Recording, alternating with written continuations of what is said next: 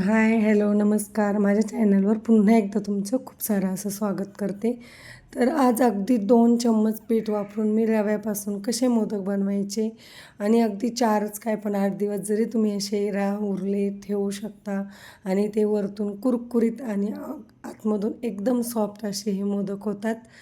तर नक्कीच ही recipe try करा. जर बाप्पाला आणायसाठी वेळ असेल किंवा घाई गडबडी सकाळी आणायचं असेल तर तुम्ही ऑलरेडी हे सकाळी लवकर करूनही ठेवू शकता. बाप्पाच्या आगमनापर्यंत अगदी कुरकुरीत आणि छान असे लागतात. तर जरूर ट्राय करा रेसिपी. चला आपण रेसिपीला सुरुवात करूया. तर इथे ना मी काय केलं आहे, एकदम आपला बारीक असा रवा मिळतो पहा, तो रवा घेतला आहे किंवा नसेल अवेलेबल तर तुम्ही मिक्सरमध्येही बारीक करून घेऊ शकता. तर इथे मी अशा पद्धतीने फक्त 2 चम्मच आपलं कणिक म्हणजेच गव्हाचं पीठ इथे मी वापरलं आहे. अगदी पोहे खायचे चम्मच आहेत ना, ते 2 चम्मच घेतलेत. चवीनुसार मीठ घातलं याच्यामध्ये आणि छान असं मिक्स करून घेतलं. त्यानंतर आपले त्याच पोहे खायच्या चमच्याने मी इथे 5 ते 6 चम्मच असं गरम कडकडीत असं तुपाचं मोहन घातले. त्याने काय होतं ना, आतमधून एकदम सॉफ्ट आणि कुरकुरीत लुसलुशीत आपले असे छान असे आतमधून मोदक होतात आणि वरतून कुरकुरीत असे मोदक होतात. तर मोहन जरूर घालायचे. तर मोहन घातल्यानंतर आपल्याला सगळ्या पिठाला हे एकदम आता गरम असताना चमच्यानेच असं लावून घ्यायचं आहे आणि नंतरून हाताने आपल्याला सगळ्या साईडला चोळून चोळून घ्यायचं आहे पहा. तर अशा पद्धतीने जर केले ना, तर तुम्ही एकदा जर कराल ना तर कायमचं करत राहाल. कारण खूप छान असे एकदम मस्त वरतून एकदम असे छान त्याचे कुरकुरीत होतात आणि आतमध्ये जे मी सारण बनवणार आहे ना, त्यासाठी मी अजिबात ओला नारळाचा उपयोग करणार नाही. ते मी पुढे दाखवेलच तुम्हाला मी कशाचं सारण बनवते ते.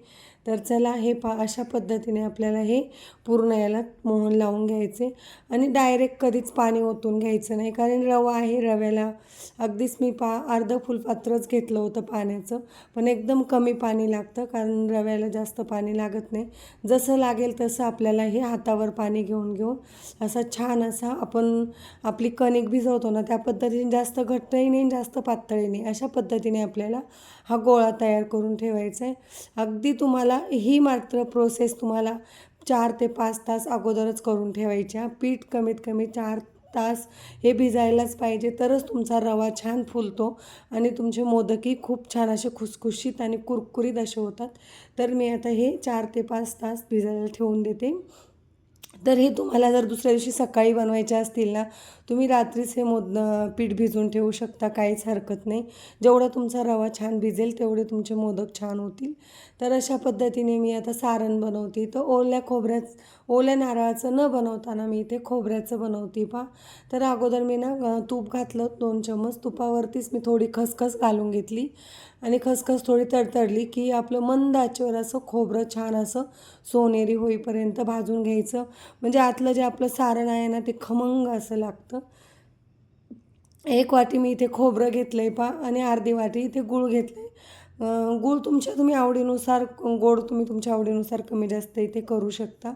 तर अर्धी वाटी मी एकदम बेस्ट प्रमाण आहे हे.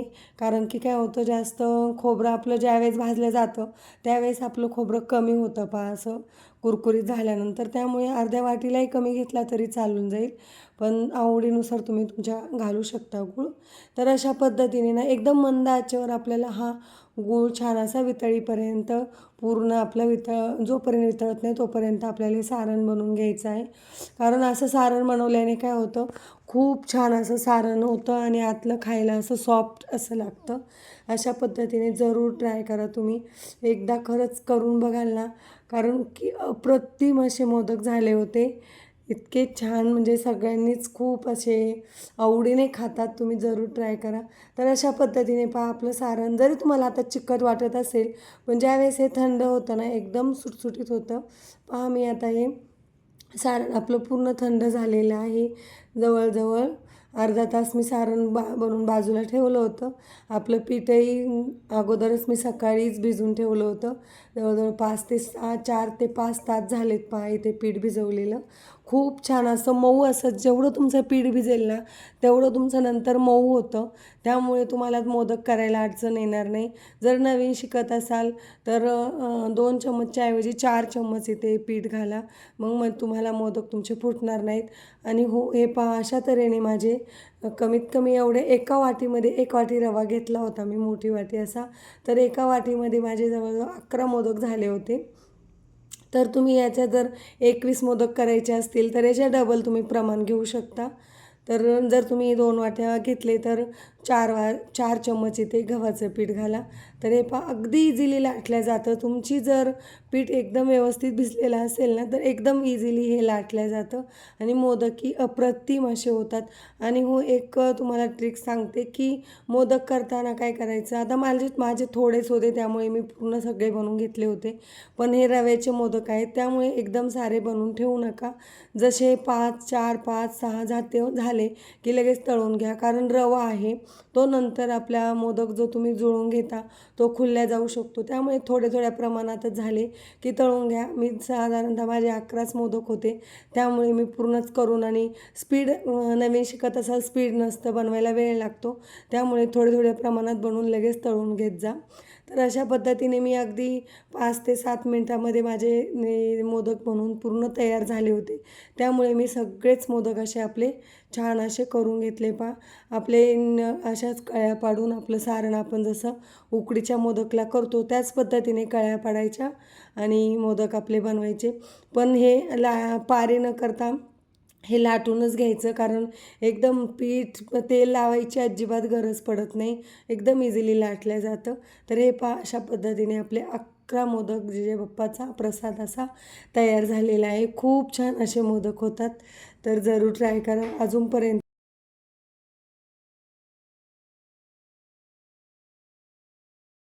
चॅनलला माझ्या सबस्क्राईब केलं नसेल तर जरूर सबस्क्राईब करा. व्हिडिओला लाईक शेअरही करत चला. तर अशा पद्धतीने कडकडीत तेल गरम न करता अगदी मध्यम आपल्याला इथे तेल गरम करून घ्यायचं आहे. जास्त गरम करायचं नाही आहे.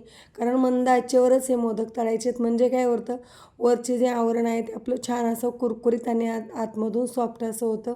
तर हे पहा अशा पद्धतीने असे मंद आचेवर असे आपल्याला.